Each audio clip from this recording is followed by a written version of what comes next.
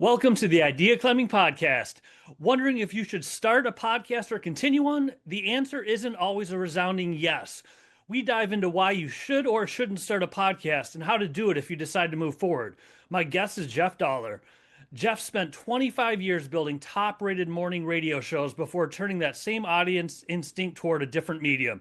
Today, he co leads 1022, a boutique podcast strategy firm that helps executives and brands turn ideas into shows that actually move their businesses forward.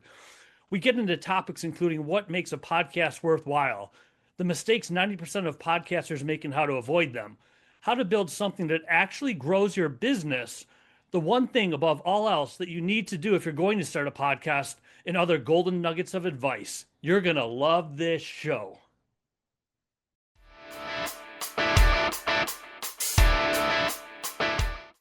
Jeff, thank you for making time to do the Idea Climbing Podcast. I appreciate you. Of course. Thanks for having me. What an honor. What a privilege. We're going to talk about a few things in the podcasting world. One of the things that came up in a previous conversation with us is why you should or shouldn't have a podcast. Before we get into all those good tips and tricks and strategies, when it comes to podcasting, or even if you want to go as far back as broadcasting as a whole, what's your story? How did you get so good at it?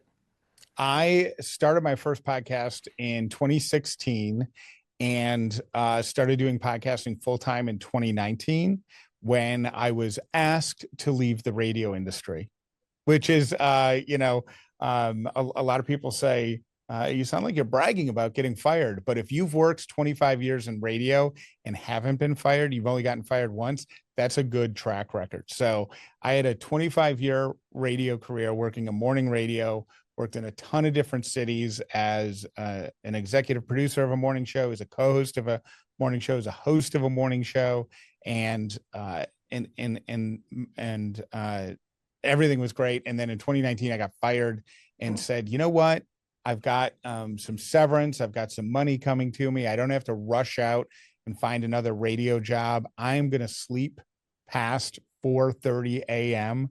for the first time in my adult life and see what I can make out of this podcast business. And it took off and never looked back. And a couple of years after I started it, my wife left her full-time job and she runs it with me. And we have this business together. So her background's also in entertainment. She worked in music and she worked in live television. And so we make a pretty interesting and unique team for podcasting. That is awesome. And when people come to you now, what's a common thread or a commonality as far as when they come to you and say, I need a podcast because, what do you hear the most? Yeah, that's funny because I don't get a lot of the because. I get I need a podcast because everybody has one. What do I do? And, obviously I'm biased. This is what I do for a living. It's how I put food on the table. So of course I'm going to agree with them, but I do believe we're reaching a point where not having a podcast is going to become a red flag, like almost like not having a website. Right. So when somebody comes and says, I need a podcast, they never have the reason why in terms of goals or objectives or outcomes. They just know that they need a podcast because somebody told them they needed one. Their competition all has one. They know they've needed one for a while to help, establish them as a brand and get their message out there. But they don't know what measurable outcomes they want to chase. And that's what we do. We help them kind of define their strategy and what the goal of the podcast is. So let's dig into that a little bit. Where does the strategy start when someone says, I know I need a podcast because everyone has one? Where does the actual strategic thinking start? The first question, the first three questions to every client are the same. First one being the most important. What do you want your podcast to do? And most people candidly don't know. They don't realize everything that a podcast is capable of. So they don't know how to answer that. But a podcast, if you're going to create, because it takes this. I mean, how many episodes are you? 150, something like that? 151. 151 episodes. You know how much time and energy and business goes in behind the scenes of a podcast. People tune into your show and they're like, oh, great, he had a 20-minute conversation with Jeff. Cool. But he doesn't, they don't see that one, we had to meet each other. Two, we had to coordinate our schedules. You had to set up your equipment, make sure nothing else was happening at that time. Then when it's done, there's going to be some editing and some cleanup that goes into it. All of it. There's a lot of work that goes into it. So many people just start podcasts to create the content without ever thinking about what they want the outcome or the end result to be. So for you, your end result is networking, right? I mean, you've met 150 awesome people and me from your podcast now, right? So you have a clear goal and a clear objective with your show. So the first question we ask anybody is, what does your podcast need to do for it to look like a success? And then we remind everyone that people like Mel Robbins and Joe Rogan and Dax Shepard and Caller Daddy and all of those shows, they exist to get as many listeners as possible because they make their money from advertisers. And that's why they release an episode every week or twice a week, because they need a ton of listeners, right? They need a ton of people being engaged with their show. For 99% of the people that I talk to, that is absolutely not necessary. Instead, what you need is 6 episodes or 12 episodes of a really strategic content that is going to deliver a specific outcome. For example, networking or clients or so for you, that outcome is networking, right? So you have a very specific outcome. We have to help most of our clients identify exactly what outcome they need to justify the existence of the podcast. 9 out of 10 people, it's money related. I need more clients. I want to sell more books. I want to book more, keynotes. So from there, we usually discover that you don't have to do what Dax Shepard and Mel Robbins and Joe Rogan are doing. You don't have to constantly put out episodes and try to grow as big of an audience as you possibly can get. What you need to do is do a podcast that talks directly to a specific person who can move you in a specific direction, right? And engage with you in a way that puts money in your pocket. And you can usually accomplish that in 6 episodes or 12 episodes. It's not necessary to sign up for a podcast and agree to do a podcast and then be committed to one every other week for the rest of your life. It's not the way it works. Well, what kind of profiles do you usually see? Is it lean mostly towards clients or selling books or networking? When it comes to making that profile, how do you know what kind of profile, if you want to call it an avatar, to make when you work with people, for them to make when they work with you? So we just had a call this morning with a new client. And so, like I said a couple of minutes ago, the first 3 questions are always the same. This client happens to be a wealth management firm, like a financial advisory, like they'll help you make sure that you don't starve to death during your retirement. So we said, what do you want your podcast to do? And like everyone, their goal is more clients through the door. They want more funds to manage and more accounts to manage. So then we say, okay, the second question we always ask is, who are the people that are your ideal customer? And they told us that they have 2 avatars, right? They have people who are brand new to investing. So 30 something years old, got their, grown-up job, probably in their 2nd or 3rd grown-up job. They've done the 401k thing, but now they're like, hey, should I be doing something else? Besides crypto, should I be doing something else? So that's one avatar. And then the other avatar they have are people in their mid 50s to mid 60s who are wondering if they've got enough money to make it through retirement. And so what we did is we craft for them, knowing that those are the 2 avatars. The third question we ask is, what do those people need to do in order for them to become customers? And the answer for both of them was, they've got to trust us and they've got to believe that we know what we're doing. So the podcast that we're going to create for them is going to be 12 episodes. Half of them are going to be talking specifically to those new investors. Half of them are going to be talking to the retirement age investors. And the goal is going to be the same: build trust, build likability, and then the call to action is never follow the podcast, subscribe. If you learn something here, tell somebody else. That's not the point of the podcast. The point of the podcast is to get them to give them their email address. So every episode is going to have a lead magnet, some sort of one sheet. So if they're talking about precious metal, should I invest in gold and silver? Mm-hmm. They're going to have a PDF about investing in gold and silver. And they're going to say, hey, if you're listening to the show, wondering if this is right for you, send an email to whatever the email address is, put the word gold in the subject line, and we'll send you something back. Now they've got their email address. They can continue to build the relationship from there. But I mean, for most people, creating a B2B podcast or a B2C podcast, it's going to be really difficult to create something so engaging about wealth management and financial planning that anybody other than the host's mother is going to be counting down the days until the next episode comes out. Instead, you got to build immediate trust, immediate confidence, and then you've got to remove the barrier, which is getting them to come back from the next episode and get a piece of data so you can reach out to them. Then when you have another episode come out, you send them an email. Go, hey, Mark, thanks for signing up and getting our gold PDF. Hopefully it was helpful. Got another episode coming out.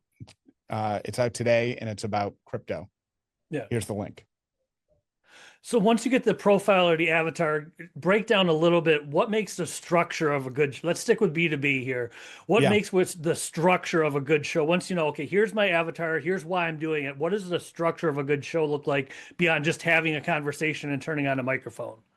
Our formula and strategy, no matter what the outcome is and who the audience is really pretty similar across all the genres. First thing that we want to do, first thing you're going to hear when the microphone goes on is the value that you're going to get. Because when I'm thinking about a podcast listener, and this is why I didn't realize this until after the fact, but the reason I was so successful in radio in every city that I went in, whether it was a local show or a syndicated show, the reason I found success is because I never went into a city and said, hey, I'm going to be the #1 morning show in Atlanta or Nashville or Philly or whatever city the show is in. Instead, I said, what can I do for the next 5 minutes that's so good that somebody will listen 5 minutes longer? And then we'll listen 5 minutes beyond that. And then at some point, they'll realize it's good. And then the word of mouth will just happen. But you just want to win people over 5 minutes at a time. And I never really processed that until I had to apply it to podcasting, which is what we do. The first 5 minutes, the first 1 minute of every episode has to explain the value to a brand new listener. So if I have a podcast about wealth management and you stumble across it, the first thing that you need to hear is something that's going to appeal to you. If not, you're going to skip right. There's too much content in the world competing for your attention. You're going to skip right over it. But if the first thing you hear is, hey, if you are wondering if you have enough money, if you're, in your 40s, wondering if you have enough money for retirement, there is a definite answer. The answer that the amount that you need to have in your bank right now is $200,000. That's you. Congratulations. If not, this episode is going to show you how you can get there in the next 5 years. That speaks directly to one person who's going to then listen to that entire episode. It also respects the time of the people who it doesn't apply to. So every episode starts the exact same. Tell the audience exactly what they're going to get specifically. And no teases. No, hey, if you're wondering how much you need for retirement, stick around. Nobody has time for that. If I really wanted to know, I'm going to log off and go ask Google or ChatGPT or Claude, how much do I need for retirement? And I'm going to get the answer, before the next episode even started loading. So in the first minute, then the next thing you need to do is build likability and trust. So let the people know there's a million podcasts out there about wealth management and retirement, right? So what we just encourage this client to do is have the guy whose name's on the firm, who's worked for the firm for 40 years, who's got great stories, he's going to start every single episode telling a memorable story about one of his clients or something that happened in the past or something about his financial planning career, because that's going to build the likability and trust. He's going to do it quickly and efficiently, but it's going to make people go, oh, I like this dude. And then the next 20 minutes of the show is going to be about the boring stuff, the 401k, the, you know, the funds and the investments and the high risk and all that. But it's going to be useful to the people who've stuck around that far. Mm. And then at some point in there is the call to action, which is always going to be to get an email address. And then the show, recaps what was just learned. And thanks everybody for listening. And that's the formula. And that applies to 9 out of 10 shows that we work with. Value first, personality second, knowledge third, call to action that gets you an email address built in there somewhere. And you don't have to do, it's not brain surgery, but it's there's definitely some science behind it. Well, tell me if I'm on point here with value first. It sounds like what you're saying with what the example you just gave says this, but would this be across the board for value first? Is it letting them know about some kind of problem you're solving for them to make, Yes. because people want to pay, they'll pay, including pay attention, in addition to pay money, they'll pay to make a problem go away. Am I on point with saying present a problem you solve? Yes. And instead of paying with money, they're paying with their time. Right. Mm-hmm. So yes, that's absolutely right, is tell them what problem you're going to solve, and don't do it in a mysterious way. I always default, because we're kind of industry agnostic.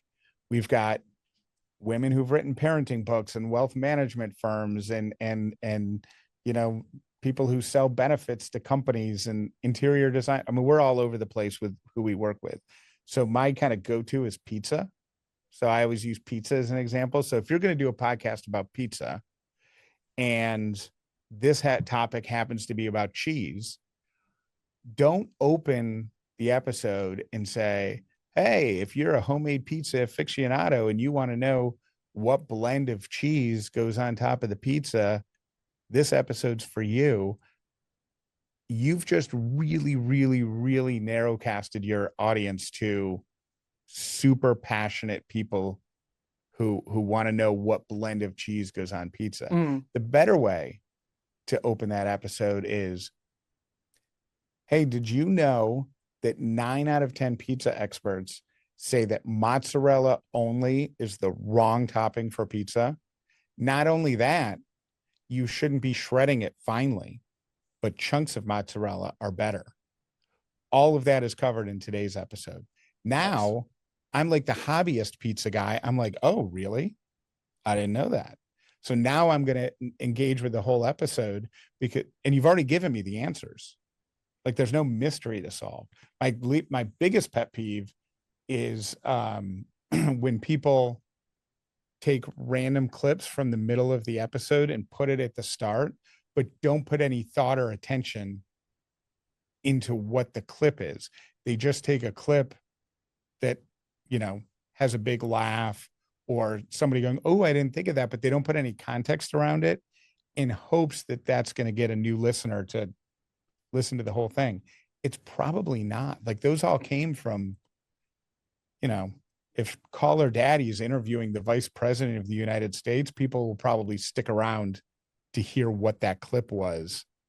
But if it's you or I, you got to put a little context around that, or make sure the clip is really good in order to get people to hook in and listen to the whole episode. Well, once you get people involved, they have the avatar, profile, whatever you want to call it. They have the structure you just mentioned. How do you keep them excited about continuing to do podcasting beyond like the first 1 or 2 episodes? Because I'd imagine there's this high of, I'm doing this, it's exciting. How do you keep people, how do they stay motivated, or how do you motivate people, or both, to keep going after the high of the first 2 or 3 episodes is over? Our approach is so different than most other people. I think we haven't had to navigate that problem. So if you came to me and said, hey, I want to start a brand new podcast, what we would do is we would build out the whole arc for 6 or 12 or 18 episodes, for some finite number of episodes. And we would say, all right, Mark, here's your journey. And let's say it's 12 episodes. You're going to come in 3 times and record, or we're going to join you online to record 3 different times. You're going to record 4 episodes each time.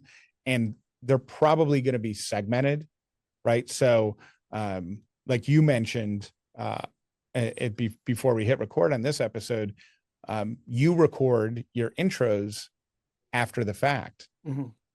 Most people don't do that. Most people do a big long intro and they run down the credentials, they run down the guest's resume, and then they get into the conversation with the guest they're listening in, missing a great opportunity. If I'm not mistaken, the reason you record the intro after the fact is so you can, if I say something so profound, or if you have a revelation, or if you learn something you never thought of before, you can then promote that. Right? Absolutely. Right. So what we do is we tell people, hey, you come in, you're going to record 3 or 4 episodes of your podcast. Then our producers are going to take those and work on them.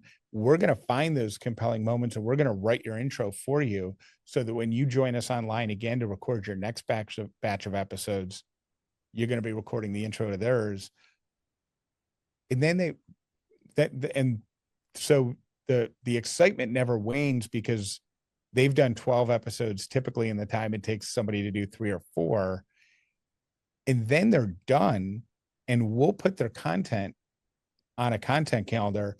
Think about the math. If you recorded 12 episodes and you were able to get 5 social media clips out of each one of those episodes, you have got enough content to promote your podcast once a week on social media for 14 months. Wow. Just using those clips. And most people most people get stuck on this hamster wheel where they record a podcast, they promote the podcast, then they immediately got to start thinking about the next episode. Mm-hmm. And then their work and time and attention goes into that. Our approach is cram all the production into a short amount of time, make it really easy and turnkey for the client, get it done, and then promote the heck out of it for a year or more.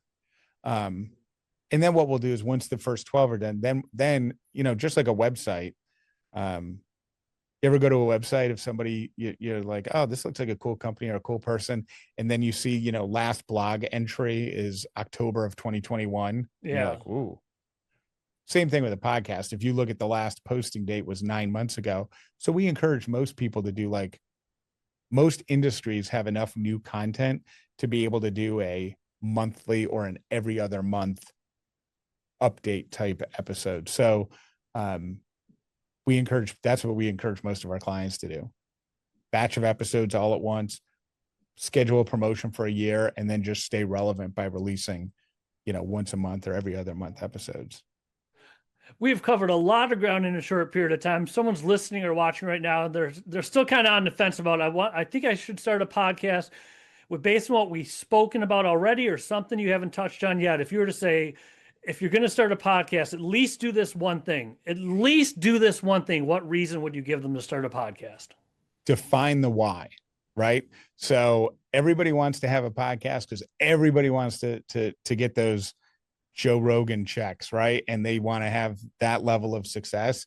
That's probably not going to happen, right? That's lightning in a bottle. That was, think of how many years he's been doing it, and all the big successful podcasters. If you can clearly define your why, then you can determine whether or not the show is successful, and be really, really precise. So we have a client, and they work with the veterinarians, right? And they help veterinarians make more money from their veterinary practice and have more time off. That's their consultancy, right? There's a consultancy for everything. So we said, what's your thing? And they said, 1 new client a year will pay for the podcast, and then some. 3 new clients a year would make the podcast, outside of word of mouth, like our biggest acquisition channel. I think it was 4. And they said, okay, great. So that's your goal, 1 new client per quarter. And they've been able to measure against that and grow the podcast with the intention of reaching potential clients and talking directly to potential clients. We have another client who, like you, uses their podcast for networking, but their audience is strictly the C-suite of Fortune 500 companies. And they said, we just want to have relationships with C-suite executives of Fortune 500 companies to someday buy our service. And we've been cranking out their podcast for, I think we've been working on it for a year and a half now. The list of people that they've interviewed is impressive. But probably the biggest win is a month ago or a month and a half ago, a C-suite executive from Oracle, who was a guest on the podcast, sent a text message to the host and said, hey, don't you live in Sacramento? I'm about to be in Sacramento. I'd love to have dinner with you so we can continue our conversation. And so that she never would have gotten in that room without the podcast. So as long as you define going into it exactly what you want coming out of it, you're going to be able to do two things: determine, most importantly, whether or not it's successful, but then also engineer it so that it only delivers to that outcome. That is awesome. And if people want to find you online, where's the best place or places to go? Our website is tentwentytwo.com, which is tentwentytwo.com, all spelled out. And or you can also find me on LinkedIn. Or just Google Jeff Dauler podcast, and our website comes up. I'm hesitant to give the name. We're in the process of rebranding our company because we came up with the name 1022 and realized that it's really hard for people to remember because it's three numbers that all start with T. So I'm like, and I never would have thought of that. I don't know, but we had enough people mess it up that we asked a branding person, and she's like, yeah, you screwed that one up. So it won't be 1022, but the website will be active for quite a while. So whenever you're listening to this, 1022, tentwentytwo. And if you're wondering how to remember it, it's for October 22nd, 1022. Thank you. This has been great, Jeff. I appreciate you. Thank you for having me. What a privilege. I'm so excited to be a part of your show. Am I number 151? You'll be about 153, 154. You'll be right in there though. Yes. Awesome. I love it. Cool. Thanks for having me with 150 plus other great individuals. So honored to be a part of it. Absolutely. And scene.